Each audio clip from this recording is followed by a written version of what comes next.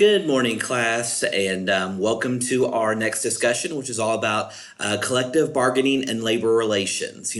This is a very interesting topic, and here's why: is the majority of you will probably go through your entire career and never work in a union environment. Unless you go into certain fields like manufacturing or construction or certain retail and or food and beverage outlets. You may work in environments that never ever see unions, or you will never have to deal with collective bargaining. So, union membership in the United States has significantly declined over the last 100 years, to the point now, I believe only about 7 to 10% of our workforce is unionized, which was in like the 1940s and 1950s, about 40 to almost 50% of our workforce was unionized. So we've seen a dramatic decrease in the amount of union participation and union influence in America.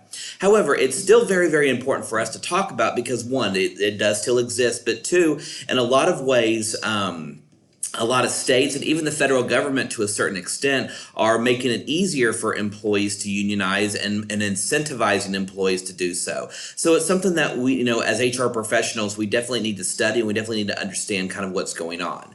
I believe it is table 14.1. Yes, I'm looking at it correctly. In your book, does a really, really good job of talking about the different types of contracts and the different types of things that we look into when we're negotiating a contract. And I want to make sure you really look at those details because that is very important. Because again, when part of what labor relations is basically a union and a company come together and negotiate on terms and conditions of employment.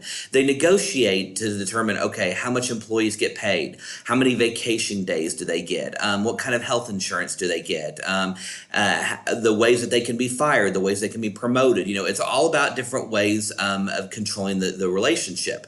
If you're in a non-union environment, it's kind of, one man for himself or one person for himself, I should say, and then everybody works with HR or works with their managerial. Well, unionization basically takes all that and you have somebody speak on your behalf, somebody that you elect and somebody who will speak on your behalf and determine all these deals for you. So again, a lot of pros and a lot of cons to unionization. And again, unionization, for a lot of people is very personal because a lot of families have 3, 4, 5 generations of union workers.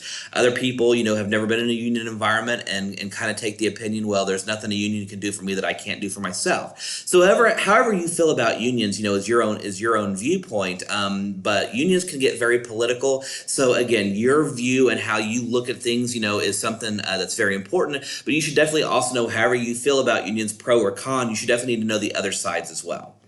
In addition, in your textbook, there's also a really, really good discussion about what we call unfair labor practices on both a management side and the union side. So I definitely want you to pay attention to those because, again, there are a lot of things that unions can do and a lot of things that they can't do. And if they engage in these activities, then management can hold them accountable through a federal government called the National Labor Relations Board. And by the same token, if management or the company, acts inappropriately in certain areas, the union can hold them accountable as well. So it's a very kind of symbiotic relationship. So in your book, there's a really good discussion. There's a couple of charts that talk about what are unfair labor practices and what are some things to look at. So please make sure you read all those details. Again, very, very important for the final.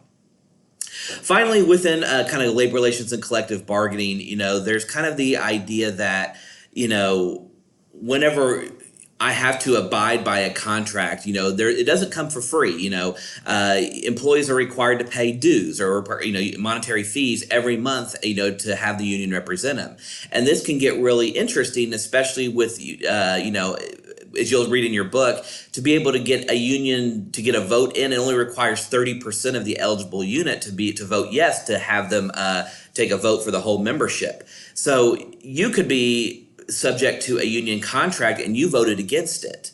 So, a lot of employees perceive that as a fairness issue. Why am I having to give money to a union to look after my interests when I don't want them? So that is kind of the biggest issue with unions that we've seen over the last, 30, 40 years. So in your book does a great job of discussing that. So please pay attention to that aspect about what employees, what their rights are when it comes to unions. Because again, even though, a union can file a complaint against a company or a company can file a complaint against a union, well, an employee, him or herself, can also file a out, complain against the union if he or she feels like the union is not acting in his or her best interest. And again, your book does a good job of discussing that. So again, a very, very important topic. And again, if you come from a union background, or you work for a company that has unions, then a lot of this may be kind of, you may be aware of a lot of this. But if you've never worked in a union environment, and frankly, I never worked in a union environment until I was in my late 20s. So it is something that, it's the terminology and the way you do business is very different if you've never dealt with it before. So